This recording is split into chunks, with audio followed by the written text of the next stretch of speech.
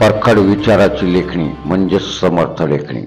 करमाळ्यात 300 कामगारांना गृहोपयोगी भांडी संच वाटप। महाराष्ट्र राज्याचे उपमुख्यमंत्री देवेंद्र फडणवीस यांनी खऱ्या अर्थाने बांधकाम कामगारांचे जीवनमान उंचावले असल्याचे मत आई फाउंडेशनचे संस्थापक अध्यक्ष मोहन डांगरे यांनी व्यक्त केले। श्रीराम प्रतिष्ठान व भाजपच्या कामगार आघाडी यांच्या संयुक्त विद्यमानाने आयोजित बांधकाम कामगार मेळाव्यात अध्यक्षस्थानावरून ते बोलत होते। पुढे बोलताना मोहन डांगरे म्हणाले की देशात पंतप्रधान नरेंद्र मोदी व राज्यात उपमुख्यमंत्री देवेंद्र फडणवीस यांचे नेतृत्व सर्वसामान्य जनतेला जर विचारलं तर तुम्हाला त्यांचं नेतृत्व कणखर असल्याचं दिसेल। बांधकाम कामगार सारख्या कष्टकरी वर्गाला न्याय मिळायला लागला। या कार्यक्रमासाठी प्रमुख पाहुणे म्हणून करमाळा पोलीस स्टेशनचे पोलीस निरीक्षक माननीय विनोदजी घुगे साहेब होते। श्रीराम प्रतिष्ठानच्या माध्यमातून गणेश चिवटे यांनी राबवलेला हा उपक्रम खूप सुंदर आहे। यावेळी बांधकाम नोंदणी करण्यासाठी सहकार्य करणारे इंजिनियर प्रवीण गायकवाड, रोहित कोरपे, निलेश माने, लक्ष्मण कांबळे यांचा सन्मान व्यासपीठावरील मान्यवरांच्या हस्ते करण्यात आला। व्यासपीठावर जिल्हा उपाध्यक्ष अफसर जाधव, तालुका अध्यक्ष रामभाऊ ढाणे, शहर अध्यक्ष जगदीश अग्रवाल, तालुका सरचिटणीस काकासाहेब सरडे, डॉक्टर अभिजित मुरुमकर, बंडू शिंदे, अजिनाथ सुरवसे, विनोद महानगर आदी पदाधिकारी उपस्थित होते। श्रीराम प्रतिष्ठानचे अध्यक्ष गणेश चिवटे म्हणाले की भाजप सरकार सत्तेत आल्यापासून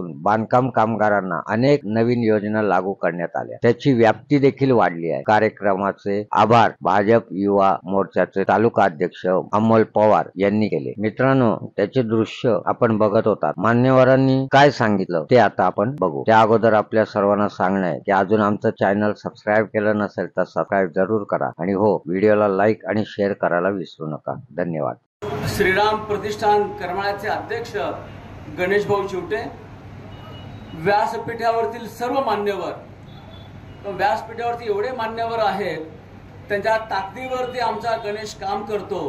त्यामुळे एखादं जर नाव चुकून राहिलं तर गणेशला म्हणतील की बघा तुमच्या मित्राने आमचं नाव घेतलं नाहीये, त्यामुळे चुकून एखादं नाव राहिलं तर गैरसमज नको म्हणून व्यासपीठावरतील सर्व मान्यवर आणि या कार्यक्रमाला उपस्थित असलेल्या सगळे माता भगिनींनो, सुरुवातीला माझी विनंती आपल्याला राहील की एकदा जोरात टाळ्या इथे जे इंजिनियर आहेत त्यांच्यासाठी द्या वाजवा। पण हे सगळे इंजिनियर आहेत ना, हे खरे शिल्पकार आहेत, ज्यांनी तुम्हाला सर्टिफिकेट दिलं आहे की तुम्ही कामगार आहात म्हणून। महाराष्ट्रामध्ये आम्ही अनेक ठिकाणी काम करतो आणि फार किरकोळ ठिकाणी ह्या इंजिनियर लोकांनी आमच्या कानावरती आले, आम्ही पाहिलं नाहीये, कोणी 1000 रुपये, कोणी 500 रुपये सर्टिफिकेटसाठी घेतले की हे कामगार आहेत म्हणून। तर ह्या इंजिनियर लोकांनी सुद्धा पैसे कदाचित घेतले असते, पण यांच्यामध्ये अजूनही माणुसकी आणि देव शिल्लक आहे आणि यांनी आपल्याकडनं 1 रुपया घेतला नाही आणि म्हणून मी आपल्याला म्हणलं की यांच्यासाठी टाळ्या वाजवा। आपण यांना बक्षीस देऊ शकतो, काही देऊ शकतो, पण टाळ्यांनी जो बहुमान असतो ना, तो बाजारपेठेमध्ये 1 कोटी रुपये जरी दिले ते विकत मिळत नाही। कोणी कोणासाठी टाळ्या वाजवत नसतं आणि मी म्हणून म्हणलं यांचा टाळ्या वाजवून सन्मान करा, कारण हे खरे शिल्पकार आहेत, यांचं योगदान फार मोठं आहे। त्यामुळे आम्ही कधीच विसरणार नाही की त्यांनी फार मोठी सहकार्य आम्हाला केलेलं आहे। माझ्या मित्र गणेशने सांगितलं की 2017 साली आमचे नेते देवेंद्रजी फडणवीस यांनी या योजनेसाठी फार मदत केलेली आहे, या फार लक्ष घातलेलं आहे। अनेक योजना आपल्या देशाचे पंतप्रधान नरेंद्र मोदी यांनी देशभर राबवलेल्या आहेत। अनेक योजना आहेत, पण त्या योजना दुर्दैवाने खाली फार कमी येतात किंवा कोणाला त्या फार समजत नाहीत आणि समजल्यानंतर सुद्धा कोणी त्या फार नागरिकांपर्यंत नेत नाही, कारण मध्ये अनेक प्रकारच्या निरनिराळे माल प्रॅक्टिसेस म्हणजे पैसे लोक घेतात आणि पैसे घेत असल्यामुळे अनेक जण त्या योजना पूर्ण करत नाहीत। म्हणजे गणेशने आता बोलताना एक वाक्य सांगितलं की जन्माला येणाऱ्या मुलापासून तर मरणाला जाणाऱ्याला पर्यंत ह्या सगळ्या योजना आहेत। जे एक बाई पोटाशी आहे, बाळंतपण होणार आहे, तिलाही सरकार पैसे देतं, जेवणासाठी पैसे आहेत, शिक्षणासाठी पैसे आहेत, लग्नासाठी पैसे आहेत, घरासाठी पैसे आहेत आणि मेल्यानंतर सुद्धा त्याने सन्मानाने जावं म्हणून त्याला 10,000 रुपये सुद्धा आहेत.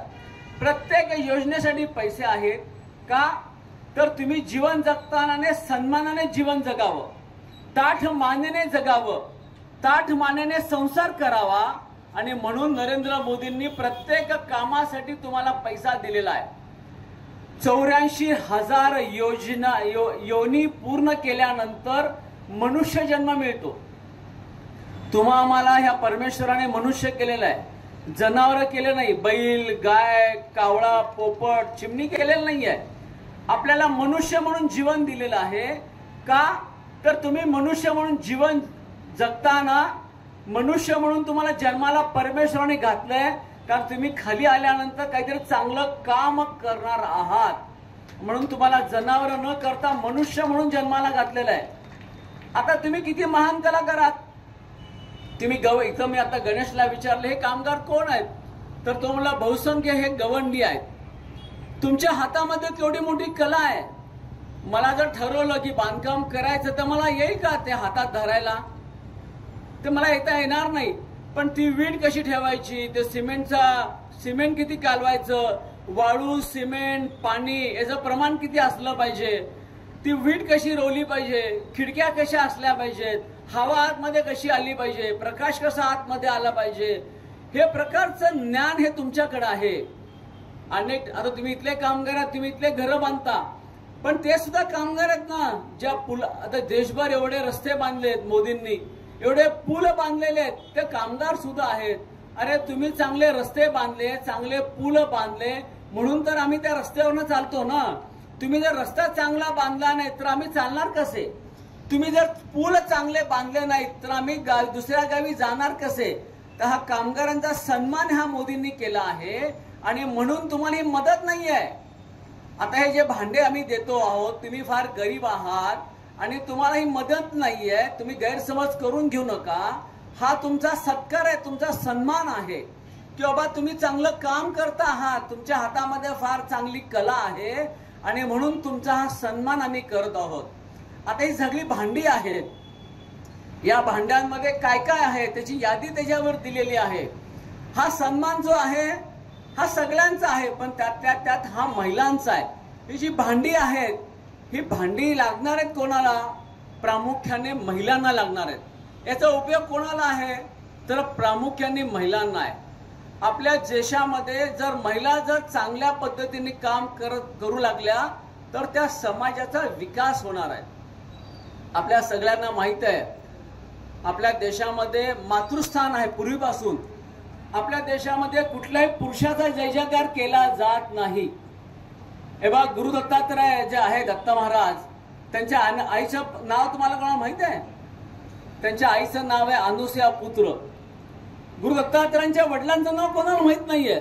अनुसूया पुत्र गुरु दत्तात्रय म्हणतात. प्रभू रामचंद्रांच्या वडिलांचं नाव कुठे घेतात का. प्रभू रामचंद्रांचं आईचं नाव घेतात, काय म्हणतात, कौशल्या पुत्र प्रभू रामचंद्र म्हणतात. बरोबर आहे, असं म्हणतात की नाही. भगवान श्रीकृष्णाचं नाव घेतात, यशोदा पुत्र म्हणतात. वडिलांचं नाव कुठे घेतात का. हनुमानाचं नाव घेतात, त्याच्या वडिलांचं नाव कुठे घेतात का. आणि हे व्यसन सुटावं याकरता प्रयत्न करत असतो. तर व्यसन करणं आणि न करणं ह्या गोष्टी काय आहेत, तुमच्या मनावर कंट्रोल करणं हे महत्वाचा विषय आहे. 2011ला महाराष्ट्र सरकारच्या योजना लागू चालू झाल्या पण ज्या वेळेस आदरणीय देवेंद्र फडणवीस साहेब सत्तेत आले 2014ला, ह्या कामगारांचा देशाच्या जडणघडणीत महत्वाचा वाटा आहे. कारण बांधकाम कामगार म्हणजे आपल्या कोणत्याही क्षेत्रात सगळ्यात मोठा मजूर लागतो किंवा जडणघडणीत फरक पडतो बांधकाम कामगाराचा. म्हणजे ह्यात 100 प्रकारचे आयटम येतात. म्हणजे 2017च्या पूर्वी